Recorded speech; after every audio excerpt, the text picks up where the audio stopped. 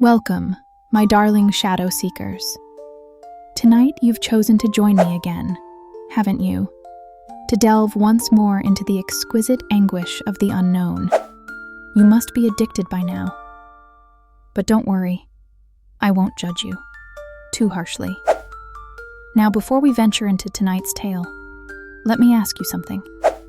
What do you see when you look in the mirror?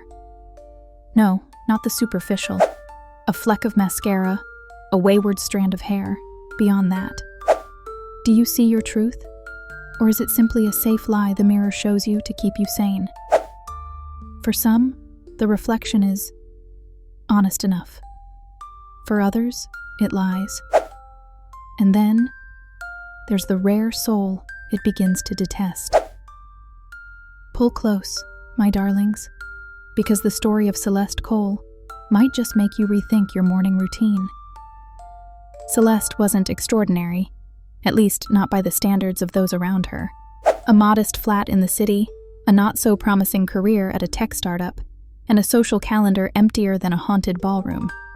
But mirrors. Yes, mirrors were her weakness, or perhaps they were her sanctuary. Everything about Celeste demanded symmetry. Her clothes ironed into perfection, her makeup applied as if her face had a golden ratio guardian. Her little world culminated in her reliance on mirrors. A reflection was order.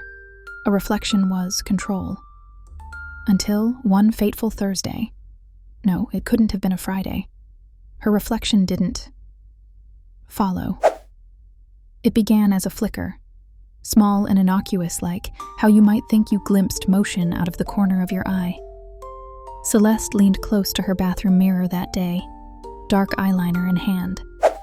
She froze mid-stroke, her hand steady, yet there it was. Her reflection's lips, mimicking hers almost perfectly. Almost. Not quite synchronous.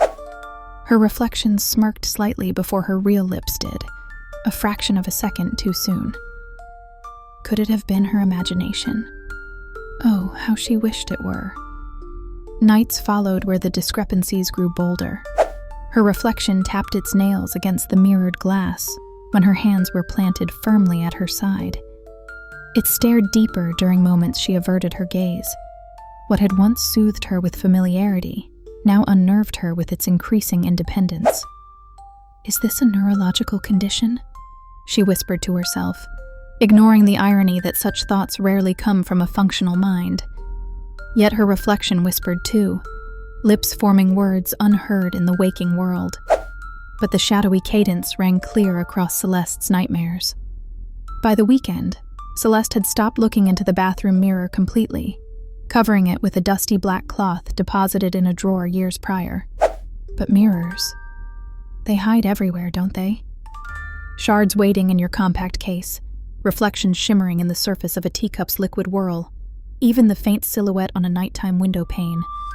All offered some lurking wretch that wasn't her, but her, or worse, beloved ones she could provoke into awakening.